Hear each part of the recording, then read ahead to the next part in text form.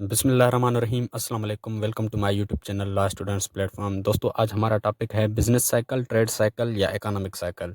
ये तीनों एक ही नाम हैं। अब बिजनेस साइकिल क्या है? It is the upward and downward movement of GDP along with its long term natural growth rate. यानी कि ये एक अपवर्ड या डाउनवर्ड मूवमेंट है जीडीपी की। यानी कि मुल्क की जो जीडीपी है कभी कम होती है, कभी ज़्यादा होती है। तो एक बिजनेस साइकिल है जिसमें जो उसके इंडिकेटर्स होते हैं, यानी कि उसमें एम्प्लॉयमेंट होती है, इनपुट या आउटपुट या चीज़ों की जो डिमांड होती है या सप्लाई होती है, तो वो कम या ज़्यादा होती है। अगर वो एम्प्लॉयमेंट भी ज़्यादा हो जाए, डिमांड भी चीज़ों की ज़्यादा हो जाए, तो उसको इकोनॉमिक की अच्छी कंडीशंस समझा जाता है। यानी कि कहा जाता है कि इस मुल्क की जो कंडीशंस हैं, इकोनॉमिकल कंडीशंस, वो सही हैं। ठीक है ना? अगर गिर जाएँ, ठीक है ना, एम्प्लॉयमेंट कम हो जाए, बेरोज़गारी बढ़ जाए या चीज़ों की डिमांड कम हो जाए, प्राइसेस भी उनकी जो फ़ॉल होना शुरू हो जाए, तो उसको कहा जाता है कि ये इस मुल्क की जो इकोनॉमी है वो सही नहीं है। तो ये एक साइकिल काम करती है। कभी जो इकोनॉमी ऊपर जाती है, कभी नीचे जाती है। तो बिज़नेस साइकिल हमें वो बताती है कि कब जो है इकोनॉमिक कंडीशंस अच्छी हैं, कब बुरी हैं, कब जो इकोनॉमिक साइकिल है वो ऊपर जाती है, कब नीचे जाती है। तो जो इकोनॉमिक साइकिल है, it explain the expansion and contraction in economic activity that economy experience over time. यानी कि टाइम के साथ साथ इकोनॉमिक एक्टिविटी में जो कंट्रैक्शन या एक्सपांशन आती है, यानी कि जो इकोनॉमिक एक्टिविटी है कभी बढ़ जाती है, कभी कम हो जाती है, उसके बारे में ये बताती है। अब जो इसकी स्टेजेस हैं, पहले है एक्सपांशन, ठीक है ना, यानी कि एक्सपांड होती है इकोनॉमी, फिर वो पीक पे पहुंच जाती है। फिर जो है रिसेशन होती है। इस तस्वीर में आपको दिखाई दे रहा होगा रिसेशन, यानी कि वो इकोनॉमिक कंडीशन से गिरती आती हैं, फिर डिप्रेशन में आ जाती हैं, यानी कि बहुत गिर जाती हैं, फिर ट्रो यानी कि बिल्कुल ही बुरी हो जाती हैं मुल्क की कंडीशंस। जब बुरी हो जाती हैं तब जो चीज़ें हैं वो लोग खरीदते नहीं, यानी कि उनकी जो डिमांड है वो बहुत कम हो जाती है। डिमांड कम हो जाती है तो वो चीज़ें पड़ी पड़ी ख़राब हो रही होती हैं, तो कंपनीज़ को उसको चीप जो है प्राइसेज़ में बेचना पड़ता है। जब वो चीप प्राइसेज़ में बेचती हैं तो लोग वापस खरीदना शुरू कर देते हैं। जब वापस खरीदना शुरू कर देते हैं तो ये रिकवरी स्टार्ट होती है।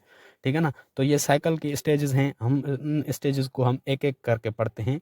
तो पहली हमारी स्टेज है expansion. It is the first stage of business cycle. ये बिज़नेस साइकिल की पहली स्टेज है। There is increase in economic growth indicators. इसमें जो है इकोनॉमिक ग्रोथ इंडिकेटर्स हैं, उनमें इज़ाफ़ा होता है। इंडिकेटर्स कौन से हैं? यानी कि एम्प्लॉयमेंट बढ़ जाती है, इनकम बढ़ जाती है, आउटपुट जो है, जो चीज़ें हम लगाते हैं उसमें से जो आउटपुट आता है वो बढ़ जाती है। वेजेज़, सैलरीज़, यानी कि सैलरीज़ बढ़ जाती हैं, प्रॉफ़िट बढ़ जाता है, चीज़ों की डिमांड ज़्यादा हो जाती है, supply of goods and services ज़्यादा हो जाती हैं। यानी कि एक्सपांशन में इन चीज़ों की ग्रोथ में जो है इज़ाफ़ा होता है। अब कैसे इज़ाफ़ा होता है? यानी कि अगर किसी भी चीज़ की डिमांड बढ़ती है, तो यानी कि जैसे कि मोबाइल है, अगर किसी भी कंपनी की मोबाइल की डिमांड बढ़ती है, तो लोग डिमांड करते हैं, तो कंपनी वाले क्या करते हैं, उस चीज़ को महँगा कर देते हैं। महँगा करते हैं ताकि उनको फ़ायदा हो। जैसे उनको फ़ायदा होता है, तो वो ऐसी मोबाइल्स दूसरी भी बनाते हैं, ठीक है ना? तो दूसरी भी बनाते हैं ताकि हम इस मोबाइल की सप्लाई को ज़्यादा कर सकें, जैसे कि हम इसकी डिमांड को पूरा कर सकें। यानी कि बहुत लोग वही मोबाइल खरीद रहे हैं, तो इसलिए वो उसी मोबाइल को बनाते हैं, ठीक है ना? तो डिमांड ज़्यादा हो गई, तो उस चीज़ को वो थोड़ा महँगा कर देंगे और लोग वो चीज़ खरीदेंगे, तो उसकी वो सप्लाई को ज़्यादा करने के लिए लेबर को हायर करेंगे, न्यू एम्प्लॉइज़ को हायर करेंगे। यानी कि जब वो 1 लाख मोबाइल बना रहे थे तो उनके पास 10,000 लेबर थे मिसाल के तौर पर। लेकिन अगर वही मोबाइल्स 2 लाख अब बिक रही हैं, तो उनको एम्प्लॉइज़ भी ज़्यादा लगाने पड़ेंगे वो मोबाइल बनाने के लिए, तो इससे एम्प्लॉयमेंट भी बढ़ेगी। तो इसी तरह से जो ये इकोनॉमिक इंडिकेटर्स हैं ये सारे बढ़ जाएँगे, ठीक है ना? तो this process continues until economic conditions become favourable for the expansion. ये प्रोसेस तब तक कंटिन्यू होगा जब तक जो कंडीशंस हैं वो सबके लिए फेवरेबल हो जाएँ। फिर हमारी दूसरी स्टेज आती है पीक। अब इसमें कहता है कि then the economic conditions reaches at a saturation या peak point which is the best stage of business cycle where maximum limit of growth is attend.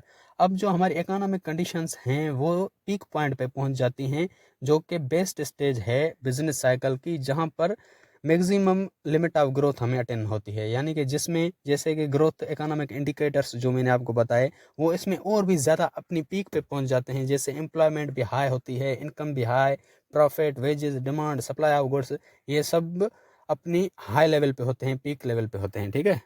तो पीक पॉइंट पे एक और चीज़ होती है, यानी कि अगर चीज़ों की डिमांड इंक्रीज होती है, तो कंपनीज़ की वो ज़्यादा चीज़ें अगर बिकती हैं तो वो उस चीज़ को थोड़ा महंगा कर देते हैं। महंगा कर देते हैं तो यहाँ पर इन्फ्लेशन भी काज़ होती है। मैंने इन्फ्लेशन के बारे में एक अलग वीडियो बनाई है। इन्फ्लेशन यहाँ काज़ होती है तो इन्फ्लेशन भी इंक्रीज़ हो जाती है और फिर भी जो प्रोड्यूसर्स हैं वो इन्वेस्ट करते जाते हैं करते जाते हैं। ये हमारी पीक पॉइंट है। और यहाँ पे जो प्रोड्यूसर्स हैं उनको जो प्रॉफिट होता है उसी चीज़ से, तो वो एक ही जगह पे एक ही वक्त पे उसमें ही सिर्फ इन्वेस्ट करते जाते हैं एक ही प्रोडक्ट पे, ठीक है ना। यहाँ एक ऐसी स्टेज आती है जहाँ पर रिवर्सल स्टार्ट हो जाता है। रिवर्सल क्यों स्टार्ट हो जाता है, क्योंकि वो चीज़ बहुत महंगी हो जाती है, यानी कि उसकी डिमांड बढ़ जाती है तो कंपनी भी उसकी प्राइस को हाई कर देती है तो लोग वापस उसको खरीदना कम कर देते हैं। फिर बहुत कम लोग बचते हैं जो कोई उस चीज़ को खरीदते हैं। फिर यहाँ हमारी जो स्टेज आती है रिवर्सल स्टेज जो है स्टार्ट हो जाती है। अब तीसरी है recession, it follows the peak phase. ये पीक फेज को फॉलो करती है। Demand of goods start declining, यानी कि जो चीज़ें महंगी हो गई थी वो अब लोग कम खरीदना शुरू करेंगे, ठीक है ना। यानी कि उनकी जो पहले डिमांड हाई थी क्योंकि वो चीज़ सस्ती थी, अब चीज़ महंगी हो गई तो उसकी डिमांड भी डिक्लाइन होना शुरू हो जाती है। तो producer do not notice instantly keep making products. जो प्रोड्यूसर्स हैं उनको जल्दी पता नहीं चलता कि इसकी डिमांड कम हो गई है या क्यों कम हुई है, तो फिर भी वो इन्वेस्ट करते जाते हैं, ठीक है ना। This will cause the excess of supply so prices tends to fall.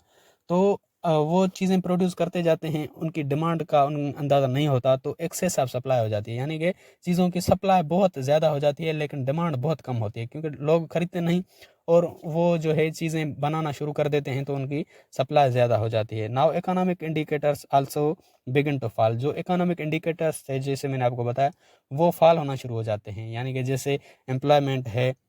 अब कंपनी की वो चीज़ अगर बिकेगी नहीं तो वो दूसरी चीज़ बनाएगा नहीं तो उनके पास जो एम्प्लॉयज़ थे उनको वो निकाल देगा, यानी कि अनएम्प्लॉयमेंट हो जाएगी।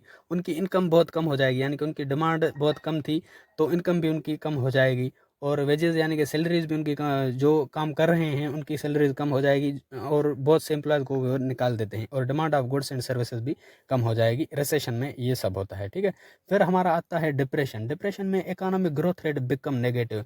ग्रोथ रेट जो होता है बिकम नेगेटिव होता है, ठीक है ना, नेगेटिव हो जाता है। अनएम्प्लॉयमेंट बढ़ जाती है, increase in unemployment, decrease output trading, trading कम हो जाती है, लोग ट्रेड करना कम कर देते हैं, आउटपुट कम हो जाता है, डिमांड जो है चीज़ों की वो भी फर्दर डिक्रीज हो जाती है। Prices also start to fall more. जो प्राइजेज हैं चीज़ों के वो भी फॉल होना शुरू हो जाते हैं। Demand of loan decrease. जो लोग लोन ले रहे थे बैंक से लोन इसलिए ले रहे थे क्योंकि उनकी चीज़ें बिक रही थी तो उनको चीज़ों को बनाने के लिए पैसों की ज़रूरत पड़ती थी तो वो बैंक से लोन ले रहे थे। अब वो बैंक से लोन भी नहीं लेंगे, एक तरह से बैंक को भी नुकसान होता है, ठीक है ना। Overall growth in the economic continues to decline and fall below the study rate at this stage is called depression. Depression में यानी कि जो ग्रोथ रेट है वो डिक्लाइन होना शुरू हो जाता है, कंटिन्यू होता है, ठीक है ना। यानी कि ये इकोनॉमिक इंडिकेटर्स जो हैं वो डिक्लाइन होना शुरू हो जाते हैं। फिर हमारा आता है ट्रो।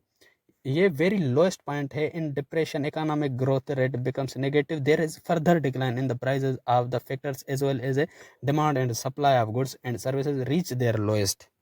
अब डिप्रेशन में इकोनॉमिक ग्रोथ रेट नेगेटिव था, इसमें फर्दर डिक्लाइन हो जाती है, प्राइसेस भी बहुत ज़्यादा गिर जाती हैं, डिमांड एंड सप्लाई भी बहुत कम हो जाती है और सर्विसेज भी लोएस्ट पॉइंट तक पहुंच जाती हैं। This is the negative situation for in economy. इसको इकोनॉमी की नेगेटिव सिचुएशन कहा जाता है, ठीक है। अब हमारा रिकवरी स्टार्ट होती है।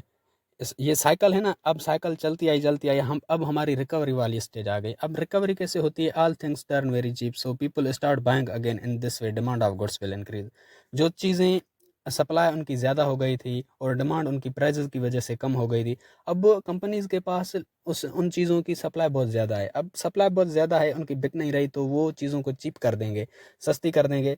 फिर लोग उसको खरीदना शुरू कर देंगे तो उसकी डिमांड इंक्रीज होगी, इकोनॉमी स्टार्ट रिकवर होना स्टार्ट हो जाएगी और जो डिमांड है वो इंक्रीज होना शुरू हो जाएगी। फिर वो सप्लाई कंपनी जो है गुड्स की सप्लाई भी ज़्यादा कर देंगे, production of goods will increase. जो प्रोडक्शन है उन गुड्स की वो भी इंक्रीज हो जाएगी। एम्प्लॉयमेंट बिगिंस टू राइज, यानी कि अगर चीज़ें वो फिर से बनाना शुरू करेगी कंपनी तो जो है एम्प्लॉयमेंट भी बढ़ेगी, ठीक है ना, और प्रोड्यूसर्स इन्वेस्ट करना शुरू कर देंगे।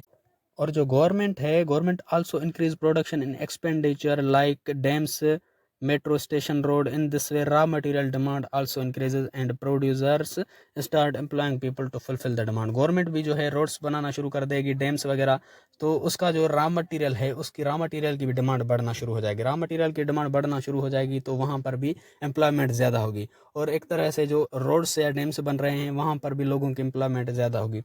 तो यहाँ पर हमारी जो इकोनॉमिक कंडीशंस हैं वो फिर रिकवर होना शुरू हो जाएंगी। तो ये साइकिल थी, ये कभी ऊपर जाती है कभी नीचे, ये इसकी स्टेजेस थी एक्सपांशन में, यानी कि रिकवरी के बाद फिर वापस से एक्सपांशन हमारा आ जाता है, ठीक है ना। तो ये साइकिल चलती रहती है हर मुल्क में, उसकी जो जीडीपी है या इन्फ्लेशन है कम होती है या ज़्यादा होती है। तो ये स्टेजेस थी। उम्मीद है कि आपका इसमें कॉन्सेप्ट क्लियर हो गया होगा। अगर इस टॉपिक के नोट्स आपको चाहिए तो मैं लिंक एक डिस्क्रिप्शन में दे रहा हूँ, उस पर क्लिक करके आप इसी टॉपिक के नोट्स भी डाउनलोड कर सकते हो, और ये वीडियो ज़रूर अपने दोस्तों के साथ शेयर कीजिएगा। अगर आपको लॉ के रिगार्डिंग किसी भी टॉपिक की वीडियो चाहिए तो वो टॉपिक लिख के साथ में लॉ स्टूडेंट्स प्लेटफॉर्म लिख के यूट्यूब पे सर्च करेंगे तो आपको सबसे पहले मेरी ही वीडियोस मिल जाएंगी, जिससे आप अपना इजीली कॉन्सेप्ट क्लियर कर सकते हैं।